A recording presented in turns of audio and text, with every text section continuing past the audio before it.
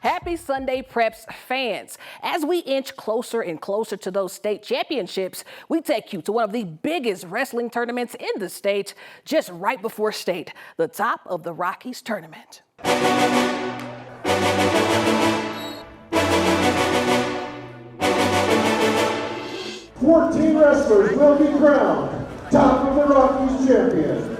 The Top of the Rockies tournament is back and nearing 30 years of excellence. We are the premier tournament in Colorado, and that's what we want to try to continue to bring.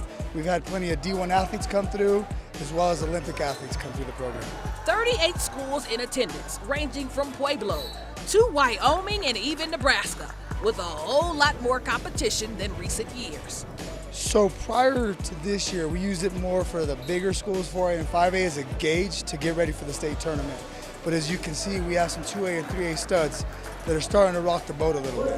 One wrestler rocking the boat is Pooters Banks Norby, who placed 6th last year, but this year crowned the winner of the 157 weight class. I was super excited, man. I wrote on my goals at the beginning of the year, just to win this and hopefully get outstanding wrestler. So it means a lot, man. But then there's Quinn Funk, who's become a legend himself. Hasn't lost a match all season, sitting at 31-0 and the 215 weight class Top of the Rockies champion. It is kind of tough because most people know like what my moves are now, so they know what I'm gonna do. But again, it just helps with developing my other attacks and stuff. But down to the smaller guys like Pomona's Ignacio Villa Sr., ranked number 2 nationally and the 113 Top of the Rockies champ as a freshman. Feels great. I mean, it's a tough tournament, and it always feels good to win, so. And he does all his talking on the mat. Well, Pomona took home the all-around title, but for many people who didn't win Saturday, listen to my man Banks. You know what? I think it's good to lose now and not at state, so yeah.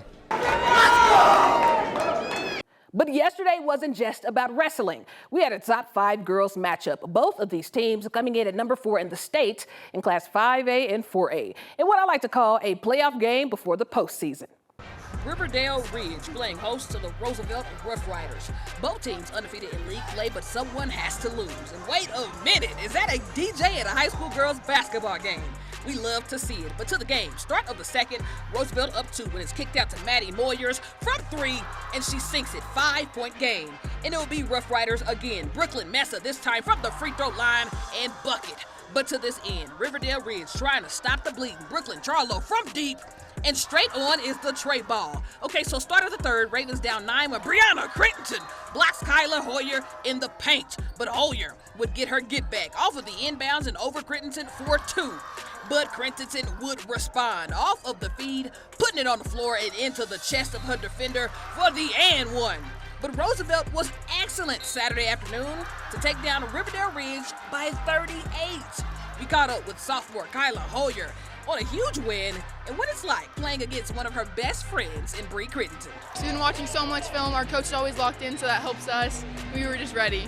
It's really fun playing against like one of your best friends. We play them in clubs, so it's always fun doing that. Obviously, Bree has played really good, so it's hard to stop her. But there was a big matchup Wednesday night. The number 1 team in the state, Cherokee Trail Cougars, hosting the 13th seed Grandview Wolves. And we'll pick it up in the 4th. Cougars up by 5 when Madeline Gibbs squares up from 3 and extends the lead to 8.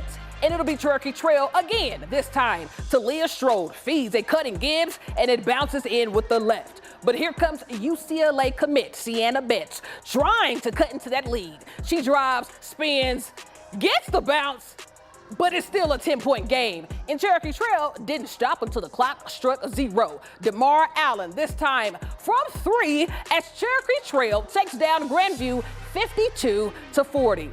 We're over on the boys' side as a top 11 matchup. The 11 seed Regis Jesuit Raiders on the road at 10 seed Ponderosa Mustangs. And we'll begin in the first. Raiders move the ball to Mason Marshall, who pulls it from deep, and it's a bucket. But the Mustangs would answer back. Carson Keach with the handles, the kick, and Jake Johnson hits the baseline triple to tie it up. All right, so still first quarter, and Johnson misses the 3 ball, but we'll just call it a pass to Dylan Karsteiner, who gets the putback. Pondo trails by 3, but to the third, Raiders, Eric Fiedler from deep, and it's raining threes, folks. Regis up by 8, And here they come again up court when Keach gets the reach and steal, and here he comes. Clint Rule. Oh, never mind. I thought it was going to be a dunk, but hey, still nice layup nonetheless. The Regents puts their foot on the gas and never look back as the Raiders win it 43-34.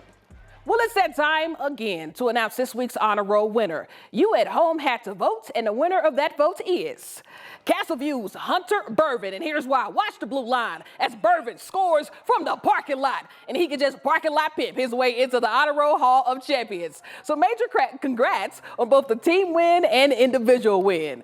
But then here's a reminder. We can't be everywhere, so if you're ever at a game and see something you like feature on the Prep Rally, just send it over. I'm Ashley Moore, and we'll see you next time right here on the 9 News Prep Rally.